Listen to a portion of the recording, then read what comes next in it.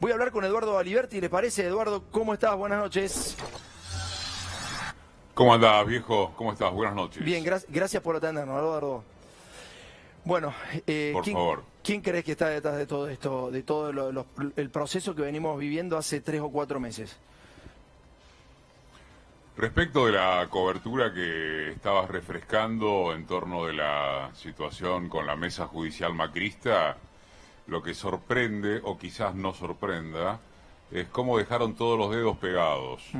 Es decir, la seguridad de impunidad que tenían. Creo que ese es el primer dato que produce un destello en cuanto a lo que provoca. Estoy de acuerdo con vos. Tampoco se trata de investigar a todo el gobierno de Cambiemos, sino a estas pústulas que son muy particulares. Con respecto a qué hay detrás de este clima que estamos viviendo, que es difícil de definir, pero que en todo caso me parece que puede soportar el adjetivo de dramático. Está claro que es el momento más dramático desde que asumió el gobierno de Fernández y Fernández, como decías vos hace un rato, porque a la angustia pandémica se le suma apriete de la Corte Suprema, apriete de los actores económicos, por supuesto que los aprietes mediáticos, más allá de que yo no hablo de los colegas particularizadamente. Pero no me parece, Tomás, que esté sucediendo por fuera del marco pandémico, obvio, algo que no pudiera haberse previsto respecto de cómo la derecha opera en este país. Pero ¿y entonces cómo actúas 11 de diciembre. ¿Cómo te laburás frente a eso? Al 11 de diciembre, bueno, en lo personal y en el análisis periodístico y político, en realidad al revés, me preocupa más qué es lo que hace el gobierno con la ofensiva que la propia ofensiva. Tomar nota de la dimensión del enemigo, para decirlo en algún término con algún término que parece de modé. Hay claramente los empresarios del establishment local en una apuesta extranjerizado en la mayoría de los casos, en una apuesta desestabilizadora. Hay la pata judicial, de la que forma parte algo de lo que vos has presentado en el comienzo del programa, y claro que está la pata mediática, pero es un trípode como el que tengo yo delante en este momento, que forma parte de una misma estructura. Ahora, la fortaleza de este ataque se ancla básicamente en el aspecto político, no en el aspecto económico. Yo quiero recordar, con Néstor y con Cristina, se llenaron de guita, ganaron pero muchísima plata. Con Macri también, por supuesto, pero así terminaron desde el punto de vista institucional. Y decime vos, en lo que va de esta administración, aún con el marco pandémico, aún con el IFE, con el asentamiento de la asignación universal por hijo, etcétera, ¿a quién le han metido la mano en el bolsillo de todo este poder que juega de esta manera? Vos me podés decir, bueno, tocaron nada menos que las telecomunicaciones, el mercado digital, lo frenaron a Clarín. Sí, es mucho más desde el punto de vista simbólico que en la afectación de lo que eso supone en los ingresos de los sectores del poder. Entonces acá hay odio de clase. Este es el gorilismo histórico. No hay diferencias con respecto a los bloques históricos de enfrentamiento en la Argentina. El tema es el empate que ha habido también históricamente, porque los proyectos nacionales y populares nunca, con todas sus deficiencias, nunca han terminado de imponerse a los proyectos oligárquicos, sectarios, y viceversa.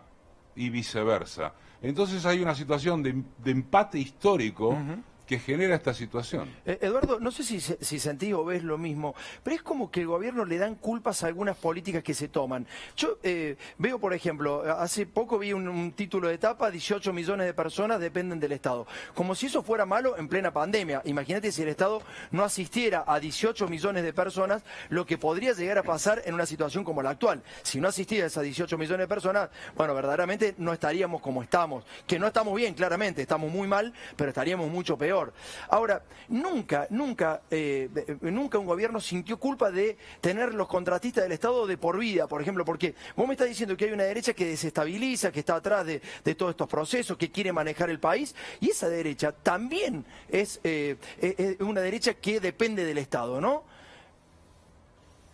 Bueno, eso es una categoría de análisis política elemental, de análisis político, que es como se dice, porque cuando se decía, por ejemplo, en el menemismo, o claro está durante el macrismo, bueno, achicar el Estado es agrandar la nación, eso en verdad es previo al menemismo, Claro. es neustadiano, ¿no? Claro. De la década del 80. En verdad, el Estado más chico como articulador de los desequilibrios sociales, pero cuando gobierna la derecha hay más Estado que nunca. De eso no puede quedar absolutamente ninguna duda. Es cierto. En todo caso son más hábiles para que el Estado esté al servicio de sus intereses, Claro. pero es un error conceptual enorme decir que con la derecha hay menos Estado, con la derecha hay más Estado que nunca. Vos escuchabas, yo quiero, sé que es muy complicado profundizar en televisión, pero por ejemplo, a propósito del empate del que estábamos hablando, vos presentabas a López Murphy, Sí. cuando quiso bajar los sueldos, los universitarios, recortar, no pudo y lo echaron de una patada a los 15 días. Sí. Mirá, saquemos de lado las valoraciones ideológicas de personajes como López Murphy, Macri, hagamos este esfuerzo, tomemos a López Murphy, que ha reaparecido. Una idea nunca puede ser brillante o eficiente o siquiera eficaz si no tiene probabilidades de ser llevada a cabo. Claro. López Murphy en aquel momento hizo un relato que pretendió prescindir de todo lo que era la fuerza del peronismo, de los luchadores sociales, y eso mismo está ahora. Entonces nunca puede ser una idea seguir ajustando de esta manera. No, el claro. problema grave que tiene el gobierno, y esto no quiero perder la oportunidad de decirlo, de reiterarlo, porque lo digo en otros espacios, es que no puede recurrir a la gente en la calle. Entonces 500 terraplanistas de la política, como creo que dijo hoy Cafiero, Santiago Cafiero, 500, 1000. Bueno, te llenan las calles con bocinazos y te venden que son multitud. La pata mediática te vende que es multitud. Sí, el claro. tema de que la gente no puede salir a amedrentar la fuerza del oponente con la fuerza callejera es dramático para este gobierno. ¿Pablo? Absolutamente dramático. Y hay que ser muy ingenioso, comunicar mucho mejor, me parece, para poder fortalecer esas medidas que yo no creo que sean tomadas con culpa. Me parece que falta que sean comunicadas con mucho mayor intensidad. Eduardo, te va a hacer una pregunta el compañero Pablo Cano. Eduardo, buenas noches, ¿cómo te va? ¿Cómo no? A ver, ¿Qué haces, viejo? Todo bien, loco. Un gusto hablar con vos. Apelando a la honestidad conceptual con que estás expresando tus ideas respecto al momento del país, ¿por qué no nos ayudás para seguir pensando con esa misma honestidad y ponerle nombre, apellido o ponerle más claridad a los actores que forman parte del proceso de acumulación en la desestabilización? O sea, ¿para quién se está acumulando poder en este marco de estabilización? Los nombres, en el caso de la pata empresarial, me parece que está muy claro, representados en AEA, en la Asociación Empresaria Argentina, donde desde Clarín hasta Techint, hasta la larga lista que la constituye, más que larga, significativa, tenés claramente, y lo expresan incluso con pliego de condiciones, como lo han hecho hace poco, los principales protagonistas de esta presión. Esto es algo que siempre hablamos con Carlos Heller, que está viviendo una situación muy particular de ataque casi hasta personalizado, entre comillas, en este momento. Pero tomá los documentos empresariales post-1955, derrocado Perón, y tomá los documentos de AEA. ¿Sabés que se pueden reproducir casi hasta párrafo por párrafo? Y claro. Y en algún caso hasta de manera literal, si no textual.